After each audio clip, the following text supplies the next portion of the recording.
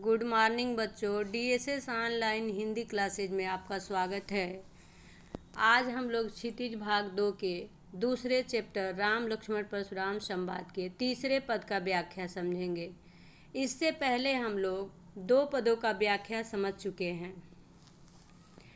इसमें देखिए, शिव जी का धनुष जब टूट जाता है, यह खबर परशुराम जी को लगता है तो परशुराम जी क्रोधित होते हुए सभा में उपस्थित होते हैं और सभा में उपस्थित लोगों से पूछते हैं कि ये शिव जी के धनुष को किसने तोड़ा है। तो लक्ष्मण जी कहते हैं कि हे मुनि, बचपन में मैंने ऐसे खेल खेल में पता नहीं कितने ही छोटे मोटे धनुष तोड़ डाले हैं, लेकिन इससे पहले आपने कभी इतना क्रोध नहीं दिखाया है। हे मुनि, आपको इसी धनुष पे इतनी ममता क्यों है? और फिर इस धनुष के टूटने में श्री रामचंद्र जी का तो कोई दोष ही नहीं है। इसको तो श्री रामचंद्र जी ने नए के भ्रम से देखा था और यह छूते ही टूट गया।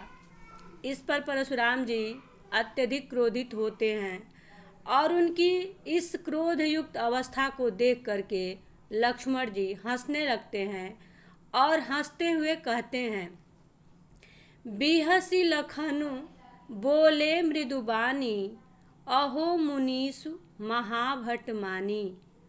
यहाँ लक्ष्मण जी कहते हैं, हंसते हुए मधुर वचनों से कहते हैं कि हे मुनि, यद्यपि मैं आपको महान योद्धा मानता हूँ, पराक्रमी तथा वीर मानता हूँ, उसके बावजूद भी आप बार बार मुझे अपनी ये कुल्हाड़ी दिखा रहे हैं।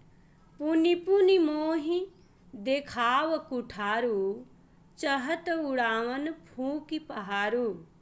अर्थात मैं आपको योद्धा मानता हूँ, मैं जानता हूँ कि आप बहुत ही शक्तिशाली हैं, पराक्रमी हैं, उसके बाद भी आप मुझे अपनी ये कुल्हाड़ी बार बार दिखा करके मुझे भयभीत कर रहे हैं, डरा रहे हैं। जिस प्रकार से कोई फूंक से पहाड़ को उड़ाना चाहता हो, जैसे फूंक से पहाड़ नहीं उड़ सकता, इसीलिए आप असंभव प्रयास कर रहे हैं और हम लोगों को साधारण या तुच्छ बालक समझ रहे हैं। इहाँ कुम्हड़ बतिया को नाही, जे तर्जनी देखी मर जाई। देखिए, यहाँ कुम्हड़ बतिया का आशय ये है कि काशी फल, जिसको हम लोग कद्दू बोलते हैं, तो काशी फल को तर्जनी उंगली से दबाते ही, तर्जनी उंगली अंगूठे के पास वाली जो उंगली है उसे तर्जनी उंगली बोला जाता है। तो काशी फल के बच्चे को अगर तर्जनी उंगली से दबाया जाए तो वो नष्ट भ्रष्ट हो जाता है, मुरझा जाता है। ऐसे ही हे मुनि, आपको राम लक्ष्मण को आप साधारण बालक समझ रहे हैं, राम लक्ष्मण की शक्ति का अभी आपको आभास नहीं है। देखी कुठारू सरासन बाना, मैं कछु कहा सहित अभिमाना। यहाँ लक्ष्मण जी कह रहे हैं कि मैंने परशुराम जी के कुल्हाड़ी, धनुष और बाण को देखते हुए स्वाभिमान के साथ इस प्रकार से बोला, भृगुसुत समुझी जनेऊ बिलो की, जो कछु कहहु सहरिस रोकी। और हे मुनि, मैं आपको भृगुवंशी समझ करके और आपके जनेऊ को, यज्ञोपवीत को देख करके जो कुछ भी कह रहा हूँ, हे मुनि, आप अपने क्रोध को शांत करके मेरी बातों को सुनिए। सुर महिसुर हरिजन अरुगाई, हमरे कुल इन पर न सुराई। लक्ष्मण जी यहाँ कह रहे हैं कि हमारे वंश में इन लोगों पे वीरता नहीं दिखाई जाती, जैसे देवता, यहाँ सुर का अर्थ है देवता, महिषुर का अर्थ है ब्राह्मण, हरिजन अर्थात भगवान के भक्त, अरु और गाय। लक्ष्मण जी कह रहे हैं कि हमारे वंश में, हमारे कुल में देवता, ब्राह्मण, भक्त और गाय पे वीरता नहीं दिखाई जाती, इनसे युद्ध नहीं किया जाता।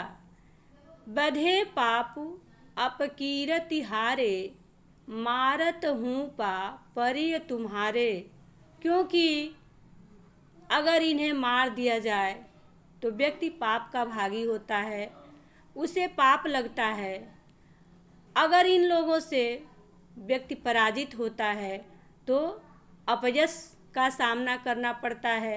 इसलिए हे मुनि, किसी भी अवस्था में आप मुझे मार रहे हैं, आप मुझे मारेंगे तो भी मैं आपके पैर ही पड़ूंगा, मैं आपको मारूंगा नहीं, क्योंकि आप भी ब्राह्मण ही हैं और हमारे वंश में ब्राह्मण से युद्ध नहीं किया जाता है। कोटि कुलीस सम वचन तुम्हारा, व्यर्थ धरहूँ धनु बाण कुठारा। यहाँ लक्ष्मण जी कह रहे हैं कि हे मुनि, करोड़ों वज्र के समान आपका ये एक एक वचन है, एक एक बाणी है, अर्थात आपकी बाणी, आपकी आवाज़ ही इतनी कठोर है कि करोड़ों वज्रों के समान ये लग रहा है। तो फिर आपको धनुष, बाण, ये कुल्हाड़ी धारण करने की ज़रूरत ही नहीं है, व्यर्थ ही आप ये धनुष, बाण और कुल्हाड़ी धारण किए हुए हैं। कहने का आशय ये है कि आपका वचन ही इतना कठोर है कि व्यक्ति को डरा देगा, व्यक्ति को भयभीत कर देगा। जो बिलो की अनुचित कहेऊ, क्षमहु महामुनि धीर, सुनि सरोस भृगुवंश मणि, बोले गिरा गंभीर। फिर लक्ष्मण जी कह रहे हैं कि हे मुनि, आप लोगों को देखकर, इन सब चीज़ों को देखकर अगर मेरे मुंह से कुछ अनुचित शब्द निकल गए हों तो हे मुनि, आप धैर्य धारण करके उसे क्षमा कीजिए, मुझे माफ़ कर दीजिए। सुनि सरोस भृगुवंश मणि, बोले गिरा गंभीर। और लक्ष्मण जी के इन वचनों को सुनकर क्रोध सहित, सरोस क्रोध के साथ, भृगुवंश मणि, भृगुवंश रूपी मणि परशुराम जी गंभीर वचनों के साथ बोले।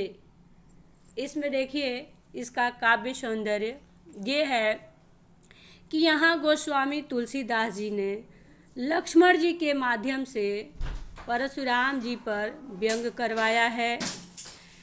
कुलीस समवचन में उपमा अलंकार है।